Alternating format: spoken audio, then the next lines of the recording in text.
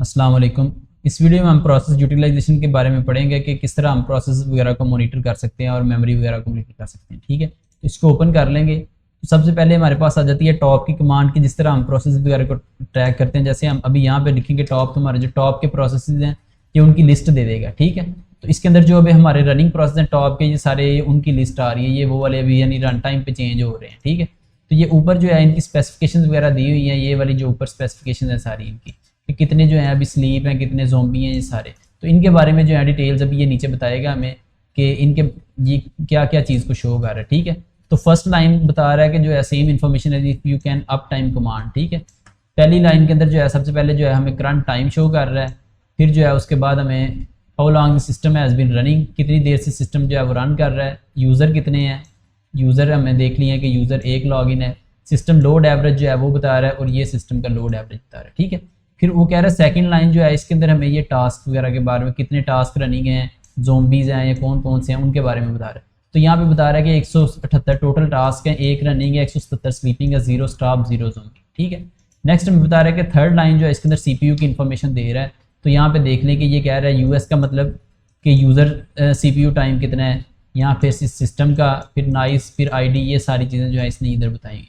फिर उसके बाद नेक्स्ट जो है ये हमें फोर्थ और फिफ्थ लाइन के बारे में बता रहा है कि मेमोरी यूजेज और swap user process list that are currently in use. ठीक है, तो ये मेमोरी यूजेज और बाकी हैं, और फिर बाकी नीचे हमारे जो हैं ये आ जाते हैं। इनकी सारी डिटेल है कि PID है पहला, प्रोसेस ID दूसरा, यूज़र ओनर है प्रोसेस का, फिर PR यानी प्रायोरिटी ऑफ प्रोसेस, फिर नाइस वैल्यू, ये हमारी नाइस वैल्यू है, फिर वर्चुअल मेमोरी प्रोसेस, फिर रेजोल्यूशन, ये सारे उनके नेम वगैरह दिए हुए। ठीक है, तो इनको आप पढ़ सकते हैं। अगर आपने किसी प्रोसेस को स्पेसिफिक करके देखना हो, मसलन यहाँ पे तो बार बार ही ली जा रहे हैं, तो मैं अगर यहाँ से देखूँ कि मेरा जो है प्रोसेस काली जो है, अगर मैं यहाँ पे रूट 544 को देखना चाह रहा हूँ, ठीक है, तो इसको मैं स्पेसिफिक करके इसकी PID जो है मैं नीचे यहाँ पे एंटर करके इसको मैं क्विट कर देता हूँ।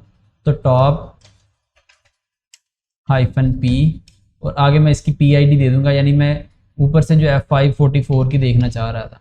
तो ये मुझे सिर्फ उसी की बता रहा है कि ये अभी इसकी कितने रिसोर्सेज और बाकी चीज़ें जो है राइट टाइम पे इसकी चेंज हो रही है। ठीक है, ये अभी 4% CPU यूजेज ले रहा है, अभी थोड़ी देर बाद चेंज कर देगा 1%। ठीक है, इसको हम क्लोज कर देते हैं। नेक्स्ट हमारा है LSOF एंड F यूज़र। ठीक है, LSOF का मतलब कि लिस्ट ओपन फाइल्स। ठीक है, जितनी भी फाइल्स ओपन है, मसलन कोई भी उसने कहा कि अगर USB वगैरह आपने अटैच किया, उतार दिया, तो फिर भी वो जो है उसका वो नहीं उससे जा रहा, सिस्टम के अंदर कोई फाइल ओपन रह गई है, वो कह रहा है अभी तक आपकी वो फाइल नहीं डिलीट हुई। तो आप यहाँ से लिस्ट ओपन फाइल करेंगे तो आपकी जितनी भी फाइल्स ओपन है वो सारी उनकी डिटेल्स दिखा देगा। LSOF करेंगे तो ये सारी जितनी भी ओपन फाइल्स हैं ना अभी सिस्टम के अंदर, वो उन सब की डिटेल दिखाएगा। इसके अंदर यही है, सबसे पहले कमांड होगी, PID होगी, user, FD, type, device, size, यहाँ से आप जो है उसकी डिटेल पढ़ सकते हैं। ठीक है, तो फिर यहाँ से देख लें कि जोन सी भी है आप उसका वो देखें कि उसकी PID कौन सी है जो भी आपके प्रोसेस से रिलेटेड थी। तो यहाँ पे किल लिखें और आगे उसकी PID दें -9 लगा के, तो आप जो है उस प्रोसेस को किल कर दें, तो डायरेक्टली इस तरह आपको पता चल जाएगा। फिर नेक्स्ट उसने एक और तरीका बताया कि आप F यूज़र करके देख सकते हैं कि ये जो फाइल यूज़र जो है वो कितने हैं अभी इस वक्त इस फाइल को जो है वो यूज़ कर रहे हैं। मसलन अभी जो है मैं किस डायरेक्टरी में हूँ, अगर मैं यहाँ पे Ctrl+L करूँ, PWD अगर मैं लिखूँ, तो मैं अभी होम डायरेक्टरी के अंदर हूँ। ठीक है, इसके अंदर मैं अगर इसको देखना चाहूँ कि कितने यूज़र हैं, तो मैं F यूज़र करता हूँ, फिर -V और आगे मैं अपनी डायरेक्टरी का नाम जो है इसकी लोकेशन दे दूंगा। अगर हम सिंगल डॉट दें तो हमारी इस डायरेक्टरी की है, तो हम वैसे अगर इसको मैं डायरेक्ट लोकेशन दूँ होम बटा काली, ठीक है, तो एंटर कर दूँ, तो ये जितने भी हैं मेरे, ये सारे जो इसने बताए हैं लिस्ट जो है निकाल के दी है इसने, ये सारी जो लिस्ट है ये मेरे इस वक्त जो है इस फाइल के अंदर ये सारे ओपन है, ये ओपन यूज़र है इस फाइल के। ठीक है, तो ये सारे उनके नाम वगैरह दिए। अगर किसी को किल करना हो उसकी PID आप लिखें और उसको जो है वो किल कर दें, जो आपको लग रहा है कि ये जो है इस मेरी फाइल को रोक रहा है। नेक्स्ट हम प्रोसेस थ्रेड के बारे में पढ़ते हैं। प्रोसेस थ्रेड क्या है कि जिस तरह हमने देखा कि हम कोई अगर कोई प्रोजेक्ट वगैरह चल रहा है तो उसके अंदर थ्रेड बना देते हैं कि जो सेम टीम मेंबर्स हैं वो थ्रेड के अंदर काम कर रहे होते हैं, तो वो जो रिसोर्सेज हैं उनके अंदर यूज़ करने आसान होते हैं। इस तरह अगर कोई प्रोसेस है अगर वो आगे थ्रेड बनाता है तो वो आपस में वो जो थ्रेड के जो मेंबर हैं वो सारे आपस में कम्युनिकेट करना आसान होता है। अगर मल्टी थ्रेड होता है प्रोसेस, सिंगल थ्रेड भी होता है, अगर आपने चेक करना है कि आपके जो है प्रोसेस वो कौन कौन सा मल्टी थ्रेड है कौन सा नहीं है, तो आप PS जो है M की कमांड ये लिखेंगे तो आपको पता चल जाएगा कौन सा। अगर हम PS M की कमांड लिखते हैं तो यहाँ पे जो है हमें PS M की कमांड लिखनी है, तो ये बता देता है कि यहाँ पे जो है कौन सा हमारा दूसरा, ये नीचे डबल आइकन लिखा हुआ है ना, इसके नीचे हर प्रोसेस के नीचे जो है एक खाली लाइन छोड़ी, इसके अंदर जो है हमारे थ्रेड आना था। अगर तो यहाँ पे कोई थ्रेड नहीं है तो नीचे जो है उसने नहीं बताया हुआ। नेक्स्ट हम देखते हैं जी हमारा CPU की अगर मॉनिटरिंग वगैरह आपने देखनी है। ये इतने इंपॉर्टेंट टॉपिक्स नहीं, इसलिए मैं इनको जो है सीधा सीधा कर रहा हूँ कवर। आपने अगर देखना हो, आपको कम से कम आइडिया होना चाहिए कि इससे रेलिवेंट इन्फॉर्मेशन जो है यहाँ पड़ी हुई है। जब कभी किसी चीज़ में आप अड़ जाएँ जिसका पता चले कि यहाँ पे मुझे डिटेल चाहिए, तो आपको पता हो कि यहाँ पे वो इन्फॉर्मेशन पड़ी हुई है, आप यहाँ से आगे डिटेल में पढ़। तो जो है आपने CPU का अगर टाइम वगैरह मॉनिटरिंग वगैरह देखनी हो कि कितने % कौन यूज़ कर रहा है, क्या क्या कितने यूज़र हैं, कितना लोड एवरेज है, तो आप अप टाइम लिखेंगे यहाँ पे आके, तो आपको जो है वो सारा बता देगा कि इस वक्त जो है ये सारी चीज़ें, ये इसका लोड एवरेज है, फिर 1 यूज़र है, ये सारा जो है इसने इसका बता दिया। तो फिर नीचे अगर आपने लोड एवरेज के बारे में पढ़ना है, वो सारा इसके बारे में बता रहा है। तो फिर आगे इसने ये भी बताया कि अगर आपने कोर की इन्फॉर्मेशन और बाकी चीज़ें पढ़नी है, तो आप जो है कैड प्रोसेस और CPU इन्फो वाली फाइल जो है उसको आप रीड कर सकते हैं, ठीक है।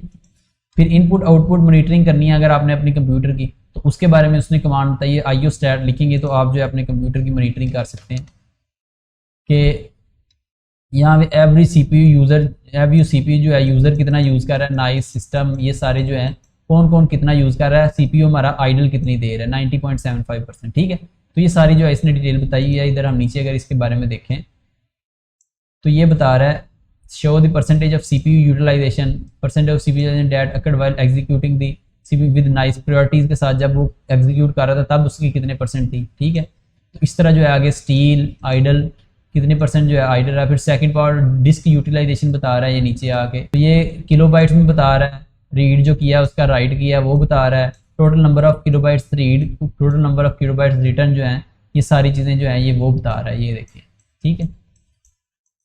तो ये हमारा इसके अंदर था। फिर आगे हम देखते हैं, हमने इनपुट आउटपुट मॉनिटरिंग भी देख ली, CPU मॉनिटरिंग भी देख ली। अगर हमने मेमोरी मॉनिटरिंग देखनी है कि मेरी मेमोरी जो है वो कौन कौन खा रहा है, कितनी % मेमोरी जो है मेरी ज़्यादा जा रही है, अगर आपके मेमोरी की कमी है तो आप जो है मेमोरी मॉनिटरिंग करके जो है उसको मैनेज कर सकते हैं। VM स्टैट लिखना है आपने आगे कमांड जो है, तो आपकी जो है वो मेमोरी की मॉनिटरिंग जो है ये बता देगा कि आपकी जो है फ्री कितनी है, बफर कैशे, ये सारी जो है इसने ये बता दी है आपकी, ठीक है।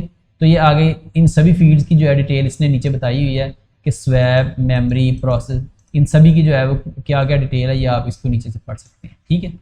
नेक्स्ट हम देखते हैं कि कंटिन्यूस मॉनिटरिंग अगर आप करना चाह रहे हैं तो आप उसने ये बताया कि ये वाला पैकेज जो है आप इंस्टॉल कर लें SAR के नाम से।